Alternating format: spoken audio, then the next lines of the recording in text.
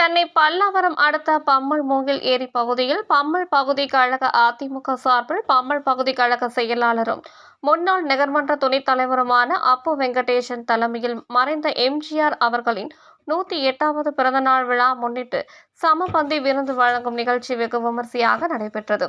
இந்நிகழ்ச்சிக்கு செங்கல்பட்டு மேற்கு மாவட்ட செயலாளர் சிட்லப்பாக்கம் ராசேந்திரன், முன்னாள் சட்டமன்ற உறுப்பினர் மாவட்ட கழக துணை செயலாளருமான தன்சிங் கலந்து கொண்டு கழக கொடியேற்றி எம்ஜிஆர், ஜெயலலிதா, அண்ணா அவர்களின் திருவுருவ படத்திற்கு மலர் தூவி மரியாதை செலுத்தினர்.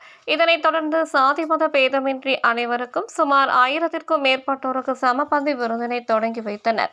இதில் 10வது வட்ட கழக செயலாளர் சரவணன், அவைத்தலைவர் முனுசாமி, மாவட்ட அண்ணா தொழிற்சங்க தலைவர் PRS சரவணராஜ், முன்னாள் நகரமன்ற உறுப்பினர்கள் அனீஸ், கிஷோர்குமார், முகுந்தன், உயர்நீதிமன்ற வழக்கறிஞர் பம்பல் நரேஷ், பம்மல் பன்னீர்செல்வம் உட்பட பம்மல் பகுதி கழக நிர்வாகிகள், மகளிர் அணியினர் ஏராளமானோர் கலந்து கொண்டனர்.